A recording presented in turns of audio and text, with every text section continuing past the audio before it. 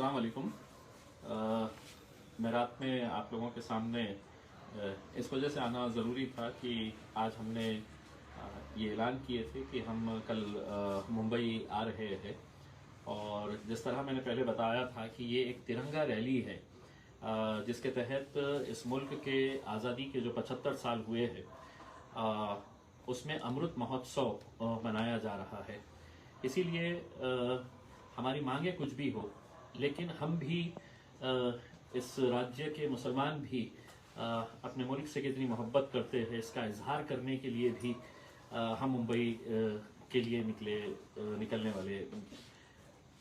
हर गाड़ी के ऊपर हमने ये तय किया था कि किसी राजनीतिक पार्टी का झंडा नहीं रहेगा। हमने ये तय किया था कि हर गाड़ी के ऊपर हमारा सिर्फ तिरंगा रहेगा और हम मुंबई जाएंगे। मुंबई जाकर सरकार से कुछ सवाल है, वो सवाल हम करना चाहते हैं। और जैसा मैंने कहा कि ये हमने जिम्मेदारी ली है कि हम इसको बहुत अच्छे तरीके से, शांतिपूर्ण तरीके से इसलिए भी करना ये ज़रूरी है क्योंकि हम अपने साथ में तिरंगे को भी लेकर आ रहे हैं। पिछले कई दिनों से ये कोशिशें जारी है कि ये प्रोग्राम मुंबई में ना हो। इसके लिए कैसी कैसी रुकावटें किन किन लोगों की तरफ से और किन किन पार्टियों की तरफ से की जा रही है, ये सभी लोग जानते हैं। हमारे वेन्यू के ताल्लुक से कई लोगों ने सवाल किया कि ये वेन्यू कहाँ है। तो हमने ये बताया था कि हम आज रात में या कल सुबह ये वेन्यू डिक्लेयर करेंगे।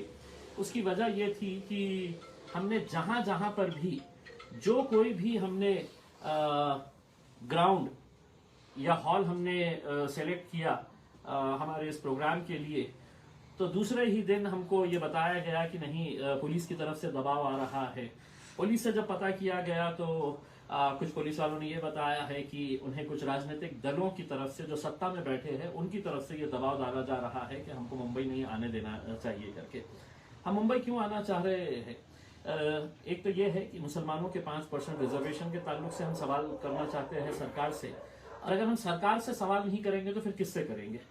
और लोकतंत्र के अंदर, डेमोक्रेसी के अंदर, जमहूरियत के अंदर ये हर इंसान को ये इख्तियार दिया गया है, ये संवैधानिक अधिकार हमको है, हर इंसान को है। लेकिन सिर्फ हमारे ही ताल्लुक से क्यों रुकावटें पैदा की जा रही है, ये एक सवाल है। मुझे मालूम है कि हम जब आपसे कड़े सवाल करने वाले हैं तो बहुत सारी दिक्कतें आपको आने वाली है, बहुत परेशान आप होने वाले हैं। इसीलिए आप हमारी आवाज़ दबाना चाहते हैं, हमको रोकना चाहते हैं। मैंने आज ही ये ऐलान किया था कि हमारी जिम्मेदारी रहेगी कि हम पूरे शांतिपूर्ण तरीके से वहाँ पर आएंगे और एक जमहूरी तरीके से हम अपना सवाल सरकार से करेंगे।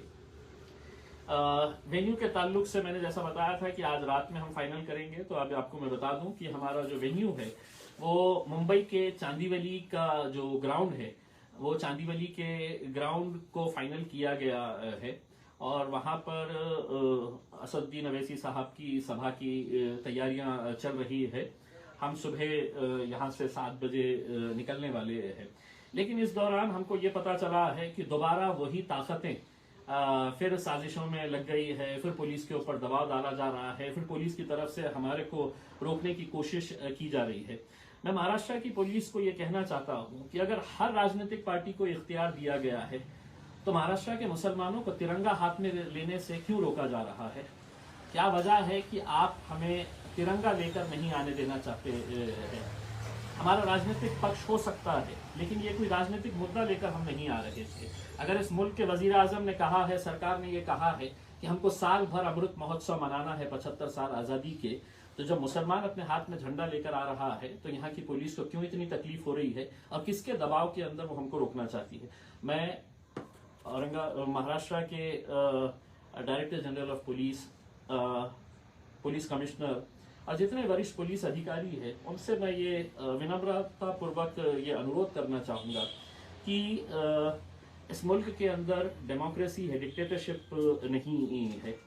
अगर हम कोई गलत काम करते हैं तो यकीनन हमें रोका जाए, हमारे ऊपर कार्रवाई की जाए।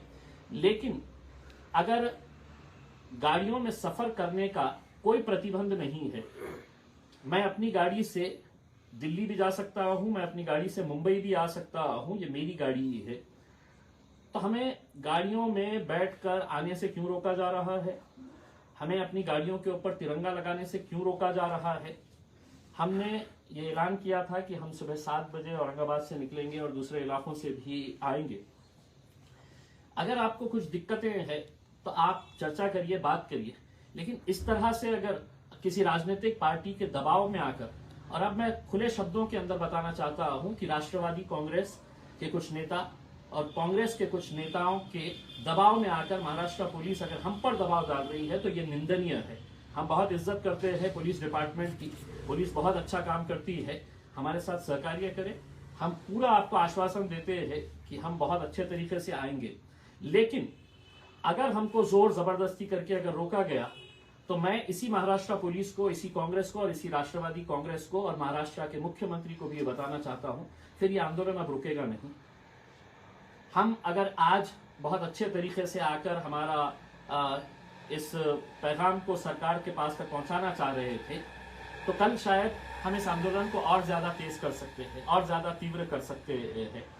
क्योंकि आप अगर इस मुल्क के अंदर महाराष्ट्र के मुसलमानों को तिरंगा पकड़ने से, तिरंगा लेकर लहराने से अगर रोक रहे हैं, तो मेरे हिसाब से आप सिर्फ हमारे साथ धोखा नहीं कर रहे हैं, इस मुल्क के साथ आप गद्दारी कर रहे हैं।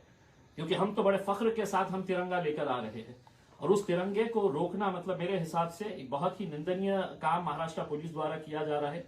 मैं अभी भी पुलिस के वरिष्ठ अधिकारियों से ये कहना चाहता हूं, जितने भी सेक्रेटरीज बैठे हुए हैं वो भी अच्छी तरह से जानते हैं कि वो ये जो कदम उठा रहे हैं कि किनके इशारों के ऊपर कर रहे हैं।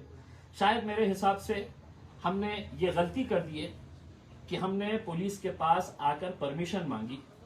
कल शायद हम ये परमिशन नहीं मांगेंगे, क्योंकि अगर इस राज्य के अंदर अगर शिवसेना औरंगाबाद में बिना परमिशन के मोर्चा निकाल सकती है, भारतीय जनता पार्टी नागपुर के अंदर बिना परमिशन के मोर्चा निकाल सकती है, अजीत पवार साहब पूना में और पश्चिम महाराष्ट्र के अंदर सभाएं ले सकते हैं, शरद पवार साहब महाबलेश्वर के अंदर अपने कार्यकर्ताओं का सम्मेलन ले सकते हैं, तो इम्तियाज जलील को और हमारे महाराष्ट्र के मुसलमानों को क्यों रोका जा रहा है?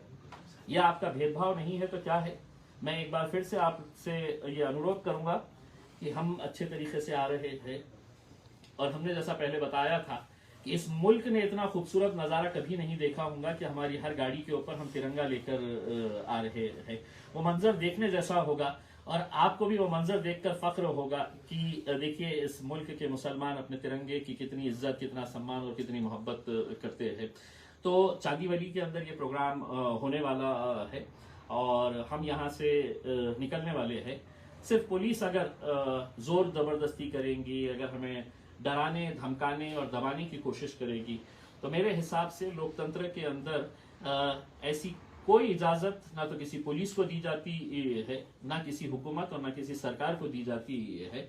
हम लोकतांत्रिक तरीके से हमारे को जो अधिकार है उसका इस्तेमाल करते हुए हम आ रहे हैं। मैं तमाम लोगों से जो मुंबई जाने की तैयारी कर रहे थे उनसे कहूँगा कि कल सुबह आपको तय प्रोग्राम के हिसाब से ही जाना है। जहाँ कहीं पर भी रुकावट आती है, हम उस जगह के पुलिस वालों से ये कहना चाहेंगे कि हम अपने अधिकार, अपने हुकूक के लिए हम ये लड़ाई लड़ रहे हैं। कल अगर आपने जोर जबरदस्ती करे तो शायद ये आंदोलन हमारा बहुत तेज हो सकता है कि कल ही हमने ये फैसला कर ले कि कल हम मुंबई जितनी ट्रेनें हैं वो ट्रेनों के अंदर भरकर आ जाए, जितनी बसें जा रही है उन बसों के अंदर भरकर आ जाए। शायद पुलिस को वो कंट्रोल करना मुश्किल हो जाएगा उसमें। और अगर हम चाहे तो बिना इजाजत के भी, जैसा शिवसेना, जैसा भारतीय जनता पार्टी, जैसा दूसरे राजनीतिक पार्टियां कर रही है, हम भी वो कर सकते हैं कि मुंबई तो हम पहुंच सकते हैं। आप कल रुका देंगे, लेकिन 2 दिन के बाद अगर हम अपने अपने रास्तों से अगर वहां पर पहुंच गए तो पुलिस के लिए, प्रशासन के लिए दिक्कत रहेगी। इसीलिए हमारा तयशुदा प्रोग्राम के अंदर किसी तरह की कोई रुकावट न लेके आए।